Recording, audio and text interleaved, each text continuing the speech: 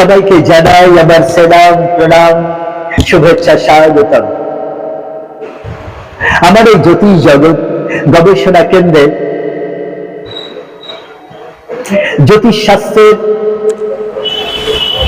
বিজ্ঞান ভিত্তিক আলোচনা, বিজ্ঞান ভিত্তিক গবেষণা করার জন্যই আমার এই গবেষণা কেন্দ্রের জন্ম হয়েছে। ভারতবর্ষে জ্যোতিষ চর্চা শুরু হয়েছিল ঋগ্বেদের যুগে। ভারতের ত্রিকালদর্শী মুনি ঋষিগণ তাদের ধ্যানলব্ধ জ্ঞানের দ্বারা গ্রহ নক্ষত্রের সত্য উদ্ঘাটন করে এই জ্যোতিষশাস্ত্র সৃষ্টি করেছিলেন। শাস্ত্রে বলা হয়েছে, বেদস্য নির্মলং চক্ষু জ্যোতিষশাস্ত্রম কল্পৌষম, অর্থাৎ জ্যোতিষশাস্ত্র বেদের নির্মল চক্ষু স্বরূপ।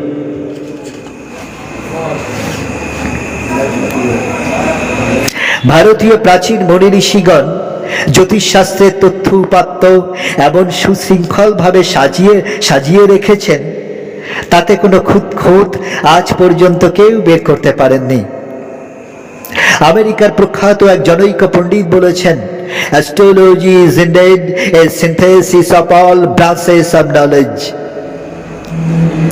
ইট includes various ramifications such modern sciences as astronomy, medicine, biology, chemistry, physics and many others. অর্থাৎ ফলিত জ্যোতিষ বিভিন্ন বিজ্ঞানের সমন্বয়। জ্যোতির্বিদ্যা, চিকিৎসাবিদ্যা, রসায়ন শাস্ত্র, পদার্থবিদ্যা প্রভৃতি আধুনিক বিজ্ঞানের যাবতীয় শাখায় এর অন্তর্ভুক্ত। একথা অনস্বীকার্য যে জ্যোতিষীকে অবশ্যই মনস্তত্ত্ববিদ হতেই হবে। ভারতের মহান মুনি ঋষিগণ প্রকৃতির গ্রহ নক্ষত্রের গতিবিধি লক্ষ্য করে মানুষের উপরে তার কার্যক্রম এবং তার প্রভাব গবেষণা করে এই জ্যোতিষশাস্ত্রের উদ্ভাবন ঘটিয়েছিলেন। এই জ্যোতিষশাস্ত্র এক মহাবিজ্ঞান। এই শাস্ত্রের ভেতরে বুজরুগি, ভেলকিবাজি এগুলো কখনো জ্যোতিষশাস্ত্রের অংশ বিশেষ নয়। বান, জাদু, তন্ত্র, মন্ত্র, তাবিজ, কবজ, 10 দিনে মামলা খতম, বশীকরণ, 3 দিনে আমার মনের মানুষকে আমি পেয়ে গেলাম, এইরকম বুজরুগি, ভেলকিবাজি কখনো জ্যোতিষশাস্ত্রের অংশ বিশেষ নয়। জ্যোতিষশাস্ত্র এক মহাবিজ্ঞান, এক মহাদর্শন। এই মহাবিজ্ঞান, এই মহাশাস্ত্রের জন্ম হয়েছিল বৈদিক যুগে প্রাচীন মুনি ঋষিদের দ্বারা। এই শাস্ত্রের সৃষ্টি হয়েছিল প্রায় 6000 বছর আগে। এই শাস্ত্রের মহান মুনি ঋষিরা এই শাস্ত্রের জন্মদান করেছিলেন।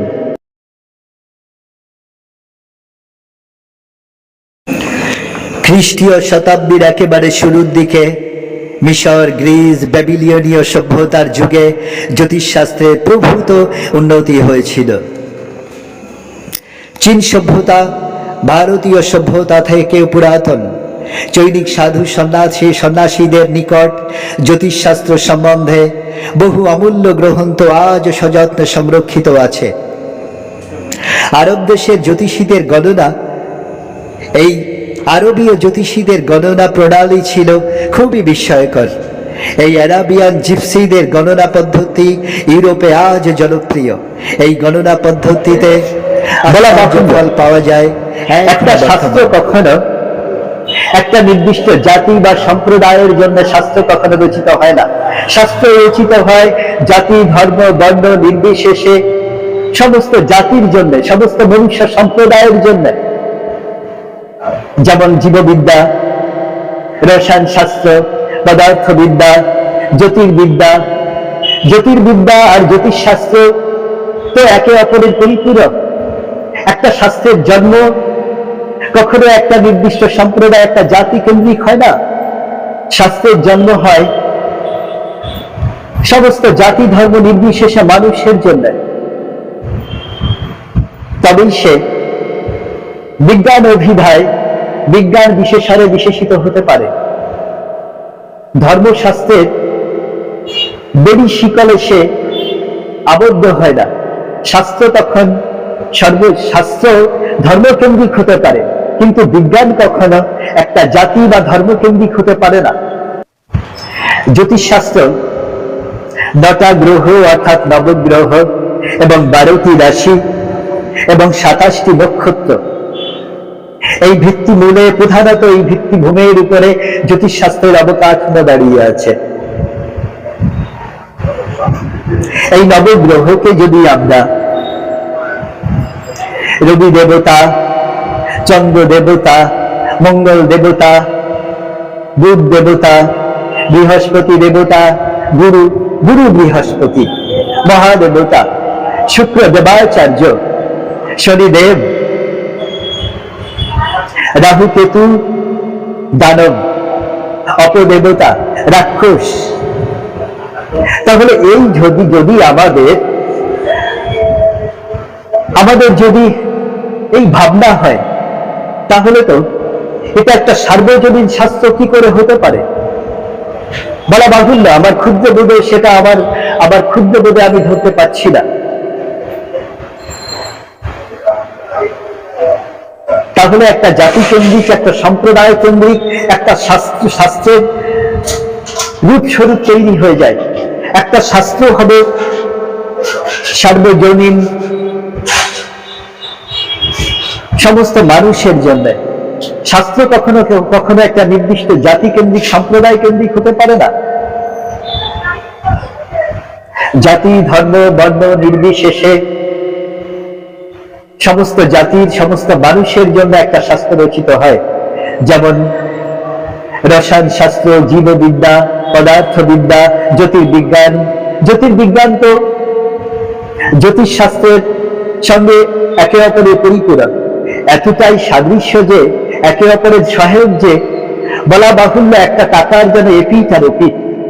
তাই সেই জ্যোতিষশাস্ত্র মহাবিজ্ঞানকে কখনো আমরা ভেলকিবাজি, অপবিজ্ঞান, বুজরুগি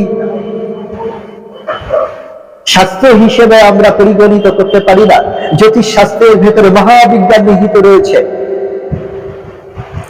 ক্ষিতি, আপ, তেজ, মরুদ, বম, এই পঞ্চভূতের সমন্বয়ে যেমন বিশ্ব প্রকৃতি, বিশ্ব ব্রহ্মাণ্ড গঠিত, ঠিক তেমনি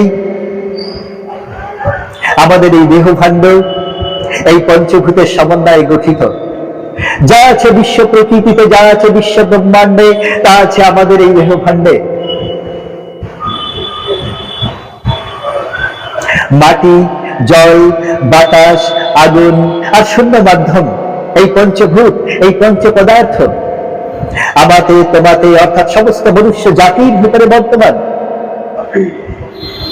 এই যে রবি, চন্দ্র, মঙ্গল, বুধ, বৃহস্পতি, শুক্র, শনি, এই যে নবগ্রহ, এই 7টা গ্রহ, 7টা গ্রহ আমরা কখনো বলতে পারি না, এই অভিধায় অভিষিক্ত করতে পারি না এরা দেবগ্রহ। আর রাহু আর কেতুকে দানব গ্রহ বলতে পারি না। আমার বোধে বুদ্ধাঙ্কে সেটা ধরা পড়ে না। নবগ্রহ অর্থাৎ 9টি গ্রহ, এক একটা গ্রহের স্বভাব বৈশিষ্ট্য, স্বভাব স্বরূপ আমরা যেভাবে জ্যোতিষশাস্ত্রে আমরা পাই, যেভাবে বর্ণিত হয়ে আছে, সেই স্বভাব বৈশিষ্ট্য, সেই স্বভাব স্বরূপ আমাদের এই মনুষ্য প্রকৃতিতে এক একটা প্রবৃত্তি, প্রকৃতির সিম্বলিক রূপ, এক একটা গ্রহকে সিম্বলিক রূপ হিসেবে ধরা হয়েছে।